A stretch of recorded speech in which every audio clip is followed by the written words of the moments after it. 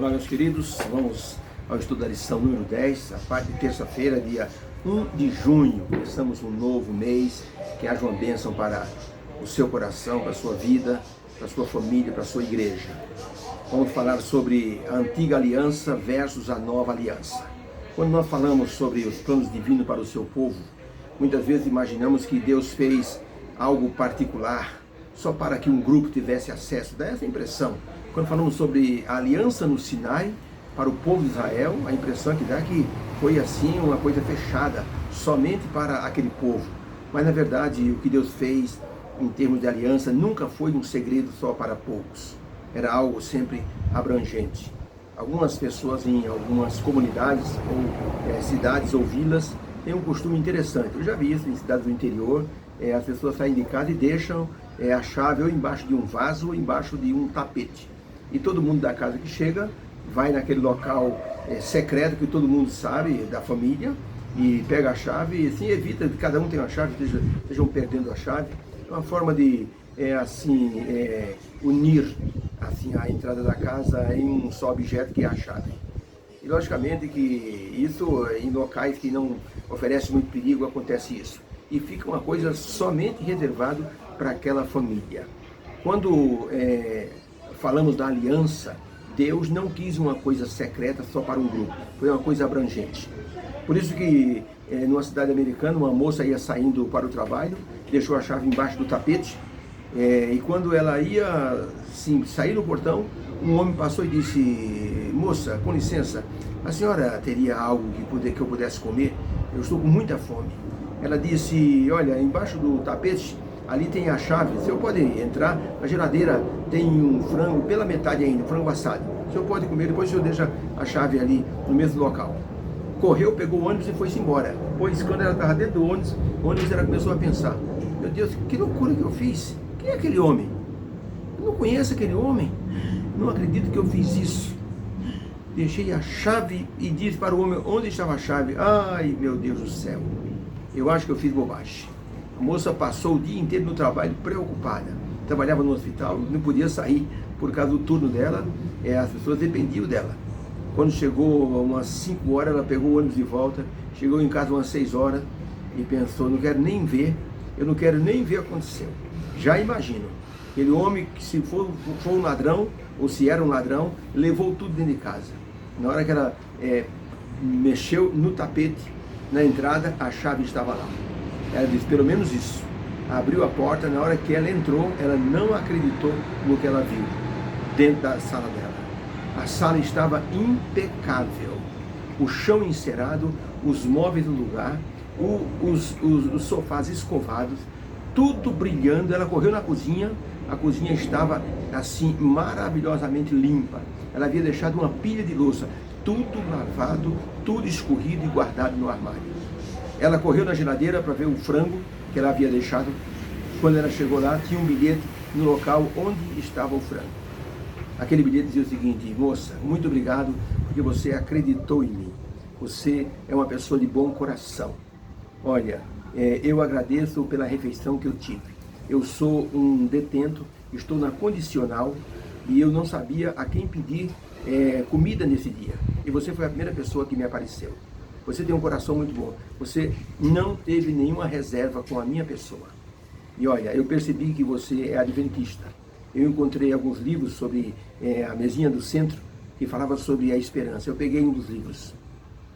Se você quiser, eu posso devolver.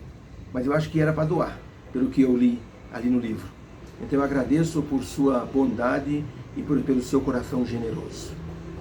Aquela nossa irmã assentou-se no sofá e começou a chorar, dizendo: meu Deus, não acredito, eu tornei minha casa boa para atender uma pessoa que vai com certeza se tornar um filho teu. Isso é abrangência. Deus queria que a aliança ou as alianças se tornassem abrangentes. Veja a aliança de Deus com Adão, foi totalmente abrangente, foi para o mundo inteiro. Vou dar o descendente, vai ferir, a serpente vai morder o calcanhar, ela vai acabar com as serpentes e vai salvar o mundo inteiro. Deus então fez uma aliança com Abraão, aliança com Noé, era condicional para que ele pudesse salvar a família dele, mas era extensivo para todas as pessoas. Noé pregou 120 anos. Quem acreditasse, cresce na mensagem do dilúvio, poderia se salvar também.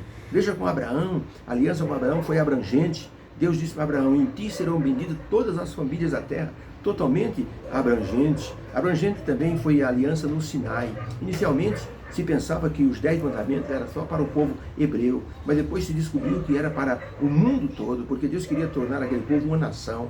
E Deus disse: se vocês observarem meus mandamentos, eu vou fazer de vocês o meu povo, uma nação santa, sacerdócio real. Eles vão dar um testemunho maravilhoso sobre o poder de Deus na vida dessa nação. E as pessoas vão então obedecer a lei que eu estou dando para vocês agora. Uma lei que já existia antes do Sinai. O profeta Jeremias disse que Deus faria uma nova aliança com Israel. E seria uma aliança abrangente. A pergunta é, essa aliança seria só para a casa de Israel ou seria abrangente?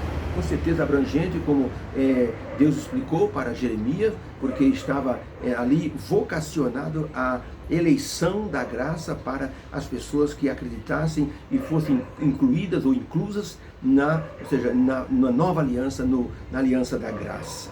Pergunta número 5. Como o profeta Isaías mostrou que Deus desejava que sua aliança fosse abrangente? Olha o texto bíblico, Isaías 56, versos 6 e 7.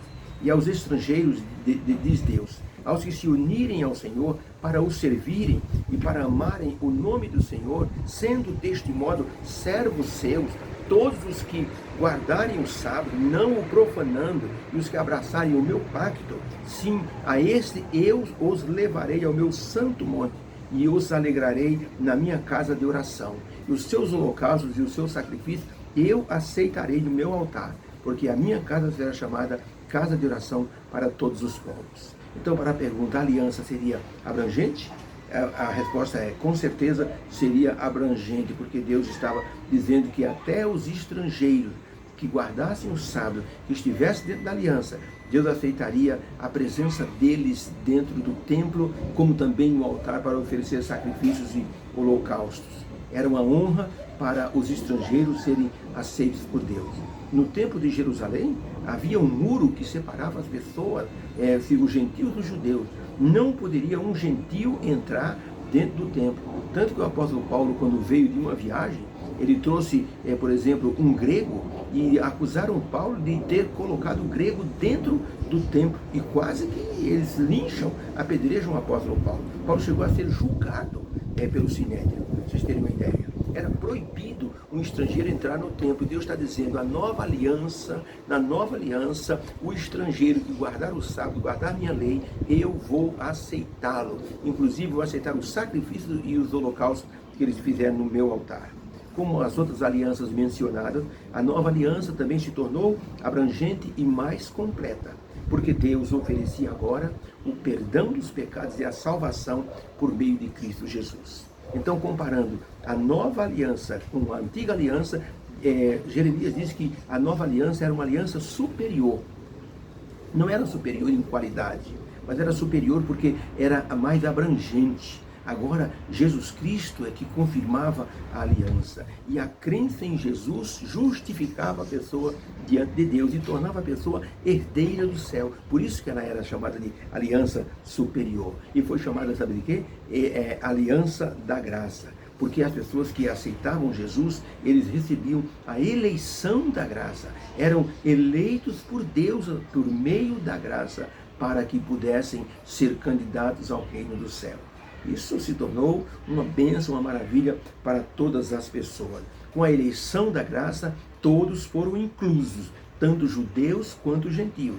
Olha essa declaração da serva do Senhor em Meditações Matinais de 1980, na página 114.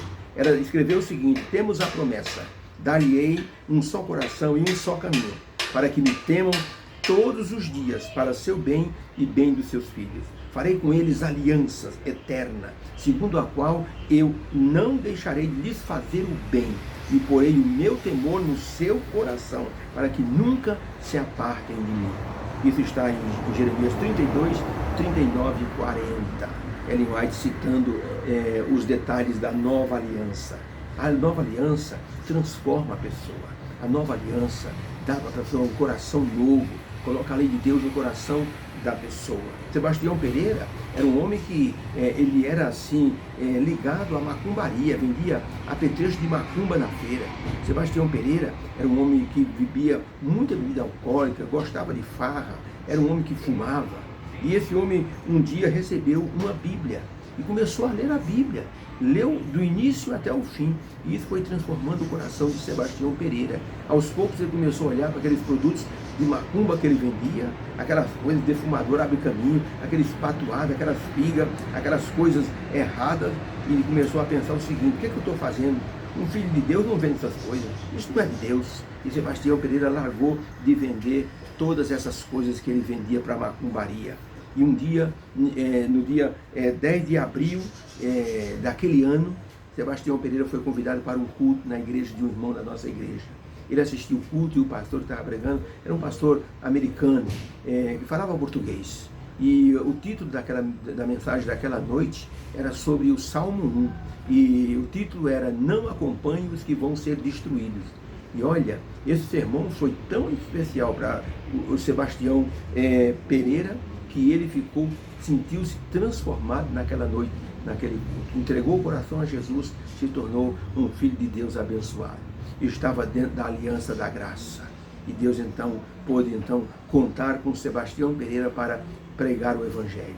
A aliança da graça faz isso, nos inclui, e nessa inclusão nós estamos amando a Deus, nós estamos servindo ao Senhor, guardando seus mandamentos e divulgando a sua mensagem. É isso que faz a eleição da graça dentro da aliança eterna de Deus.